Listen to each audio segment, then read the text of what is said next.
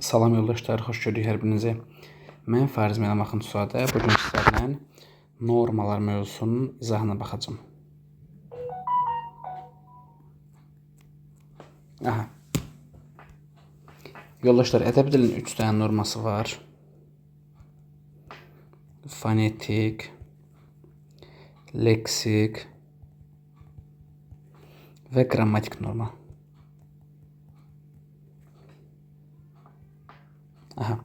Fonetik norma özlüyündə bölünür. Orfoqrafik və orfoepik norma.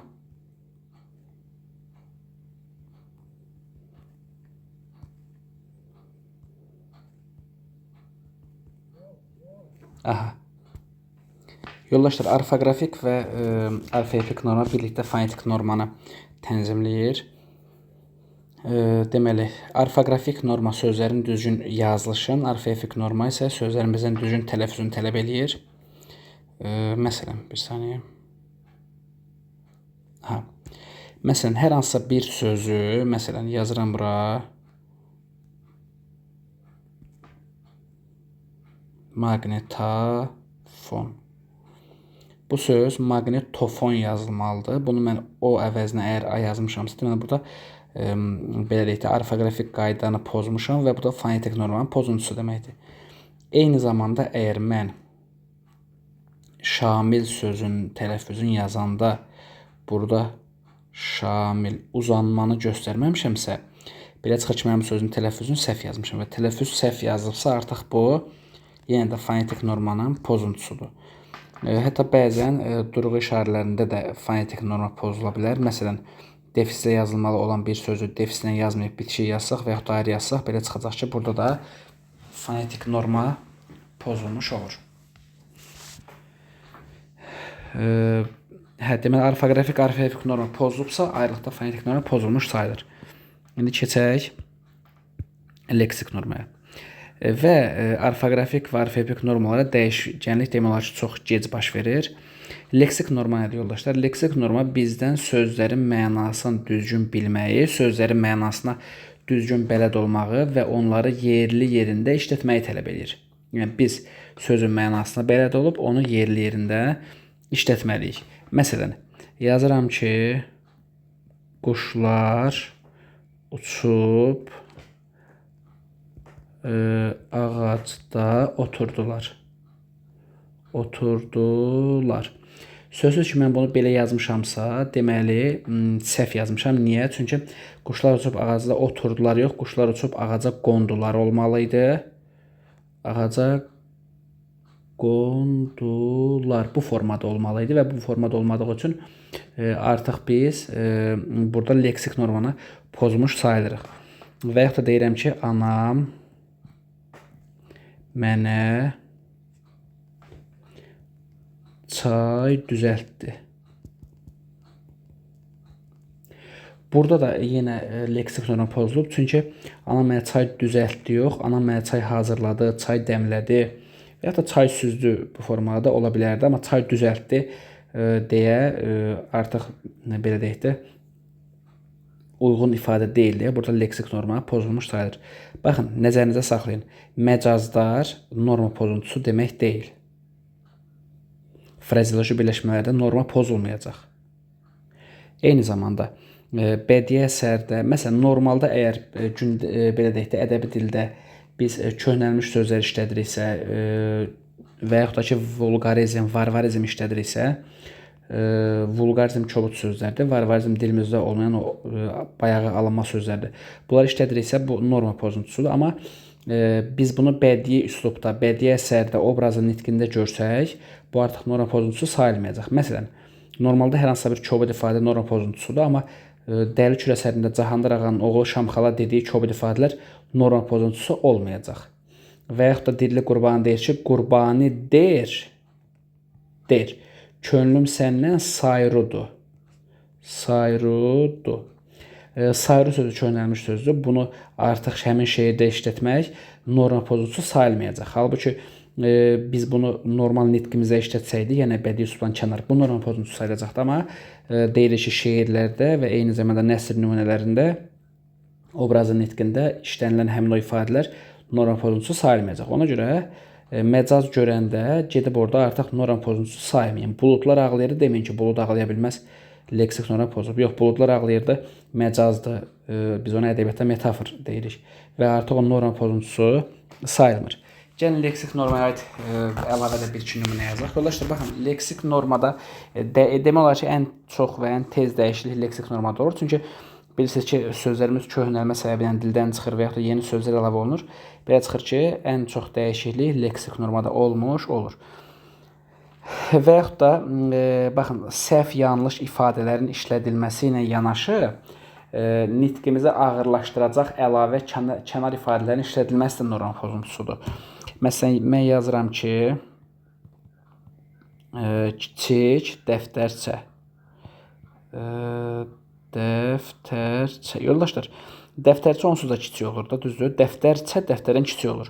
Artıq burada kiçik sözünü işlətmək təkrar olmuş kimi olur. Sanki nitqimizə ağırlıq verir və burada artıq norma pozuntusu olur.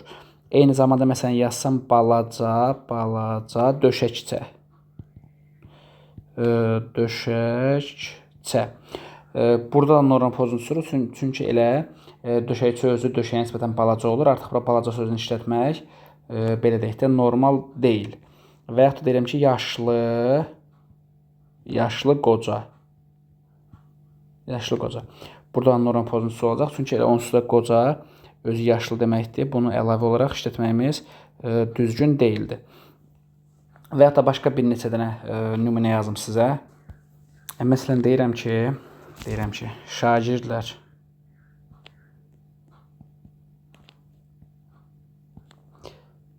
aşağı oturun. Burada leksik norma pozuldu. Çünki oturanda onsuz da aşağı oturacaqlar da. Bu aşağı sözünü nə işlətmişəm ki? Elə oturun sözü kifayət idi də. Aydındır. Və yaxud da deyirəm ki, mən səni gözümlə gördüm. Gözümlə gördüm. Yoldaşlar, burada norma pozuntusu olur. Çünki onsuz gözümlə görürəm də, yəni aydındır. Gözüm sözünü işlətmək artıqdır. Çünki gözsüz necə görə bilərəm? Və hətta qulağımla eşitdim, burnumla qoxladım kimi ifadələrdə də yenə norma pozuntusu sayılmış olacaq. Məsələn, belə bir şey deyim də sizə, bunu indi dərsliyə baxanda görəcəksiniz. Premyera onsuz da tamaşanın ilkidir də, düzdür. Amma məsələn, mən desəm ki, tamaşanın ilk premyerası məsələn dünən oldu. Artıq burada ilk sözün işlədilməsi artıq olacaq. Çünki belə deyək də, orada premyera özü ilk deməkdir. Və yaxud da məsələn sadə bir şey deyim. Adi məsələn mən səndən bir sual soruşum ifadəsində sual soruşmurlar, sual verirlər olmalı idi. Belə bir şeylər olmalı idi. Bir də belə bir şey deyim sizə, buna diqqətli olun. Yadınıza saxlayın. Qulaqcıq sözünü görsəz, qulaqcıq. Biz o mahnıya qulaq asmaq üçün deyirəm, məsələn, qulaqcığı məsələn qulağıma taxdım. Burada qulaqcıq yox, qulaqlıq olmalıdır, yaxşımı? Qulaqlıq bu formada olmalıdır. Yəni bunun artıq qulaqcıq işlətsə, burada leksik norma pozulmuş olacaq. Leksik norma haqqında bu qədər. Yəni diqqətli olmaq lazımdır ki, sözlər yerində işlətsin. Tutaq ki, məsələn, belə deyim də, yaddaşa güclü yaddaş demirik, iti yaddaş deyirik. Buna diqqətli olmaq lazımdır. Məsələn, deyirəm ki, onun çox güclü yaddaşı var idi. Bu düz olmayacaq da iti yaddaş deməliyik, düzdür? Və yaxud da məsələn deyirəm ki, bu bağda qarpız yemiş bitirdi. Bilirsiniz ki, qarpız yemiş bağda bitmir, bostanda bitir. Buna diqqətli olmaq lazımdır. Və yaxud deyirəm ki, məsələn, mən onların söhbətinə müdaxilə göstərdim. Bura bilirsiniz ki, müdaxilə göstərmək yox, müdaxilə eləmək olmalıdır. Və yaxud da, məsələn, hansısa bir cinayət işi olub, deyir ki, məsələn, bu cinayətkarın əlinin şəkli, tutaq ki, silahın üzərində vardır. Burada əlinin şəkli yox, əlinin izi olmalı. Yəni, bu tipli məqamlara diqqətli olmaq lazımdır. Keçirik qrammatik normaya, yoldaşlar. Qrammatik norma düzgün əlaqələnməni bizdən birbaşa tələb edən, düzgün əlaqələnməni biz bilməliyik. Aydındır. Qrammatik norma gəlin görək nələr arasında tənzimlənir. Baxın, qrammatik normanın ilk belə deyək, tələb olaraq mən sizə deyim. Qrammatik normada bir tək cəm məsələsi var. Tək cəm məsələsi bu mübtəda xəbər arasında olur. Qrammatik normanın tələbinə görə əgər mübtəda insan anlayışı bildirərsə və cəmdə olarsa, xəbər hökmən cəmdə olmalıdır. Məsələn, deyirəm ki, şagirdlər insan anlayışı bildirir. Cəmdədirsə hökmən xəbər cəmdə olmalıdır. Gəldilər. Qrammatik normanın başqa bir tələbi var ki, əgər mübtəda canlıdırsa, amma insan anlayışı yox, başqa bir anlayışdırsa, heyvan, quş və s. Məsələn, elə olsun quşlar. Aha.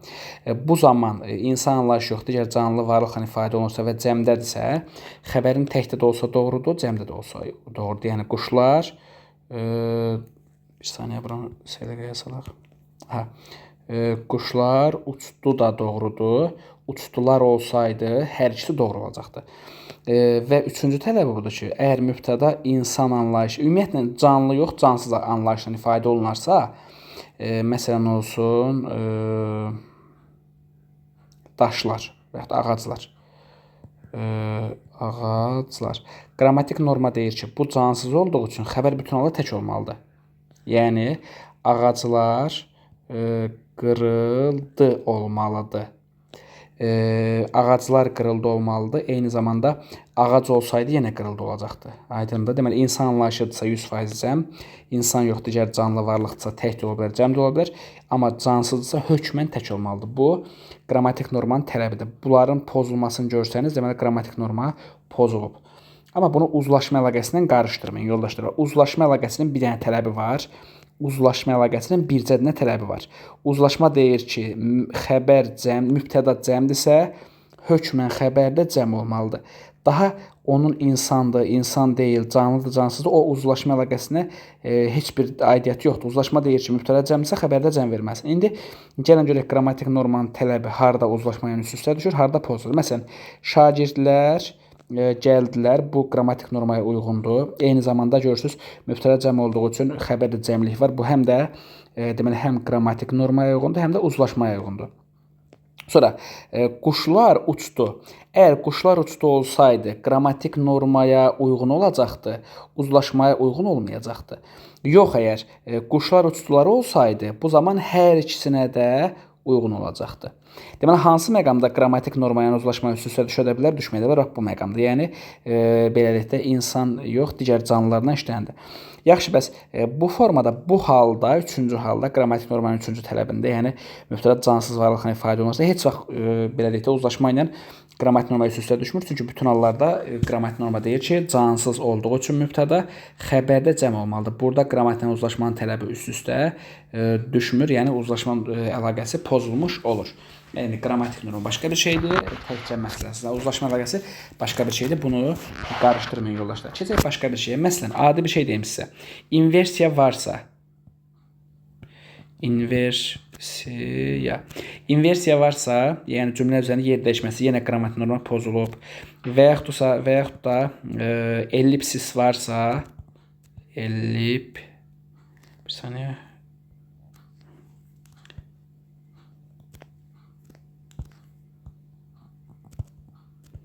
Ellipsis varsa yenə pozulub. Ellipsis ixtisar deməkdir, yaxşı? İxtisar. Məsələn, deyirəm ki, mən də gəldim, o da. Əslən, mən də gəldim, o da gəldim olmalıydı. Sadəcə deyirəm, mən də gəldim, o da. Bu gəldim sözünün ikincidə ixtisar eləmişəm.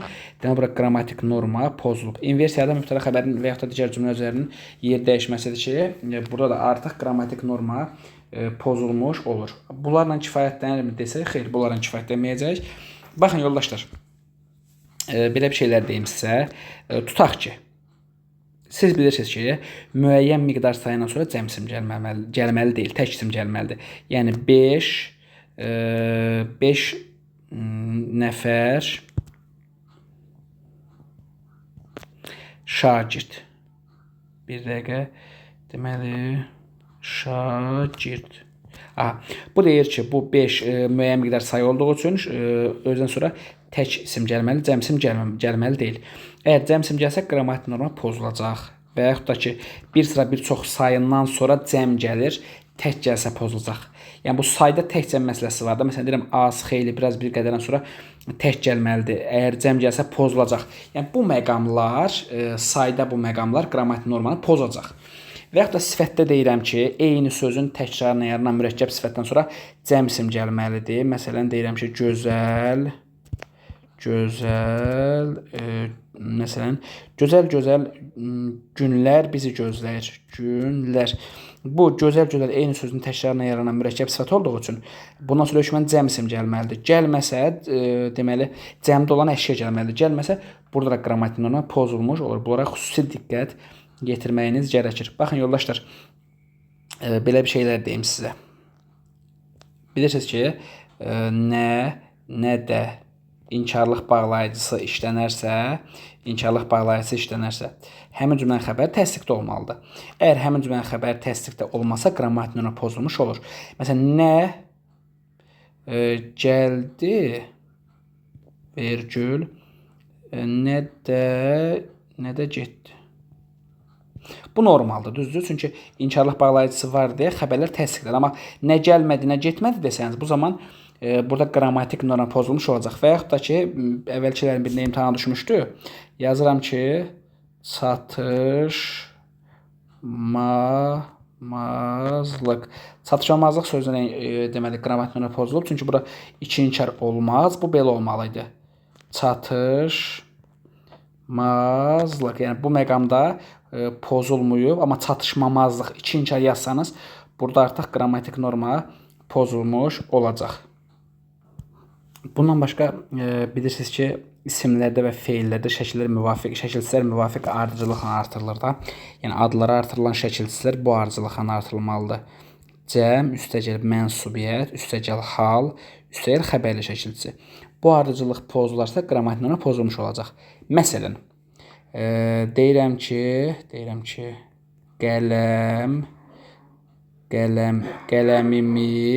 qələmimizlər desək, burada qrammatik norma pozulacaq, çünki belə olmalıydı. Qələmlərimiz bu formada olmalıdır ki, burada qrammatik norma pozulur. Bu formada olmalıdır ki, burada qrammatik norma pozulmasın. Aha, bu vəziyyətdə norma pozulub, bu vəziyyətdə isə pozulmayıb. Eyni zamanda bilməlisiniz ki, feillərə də şəkilçilər bir ardıcılıqla artırılır. Feillərə şəkilçilərin artırılma ardıcılığı təsirli və yaxud da təsirsiz yaradan şəkilçi, üstəgəl növ şəkilçisi, təsirli növ, inkar, təzədən üstəgəl şəkil və üstəgəl şəxs. Deməli, təsirli növ, inkar, şəkil, şəxs. Feillərə də bu ardıcılıqla artırılmalıdır. Bu ardıcılıq feillərdə artıq pozularsa, deməli, orada da qrammatik norma pozulmuş olur. Aha. Və onu nəzərdə saxlayın ki, orfoqrafik və orfoepik normalar fonetik və leksik normalar əsasında tənzimlənir. Baxın, bunu yazın bura. Orfoqrafik və orfoepik normalar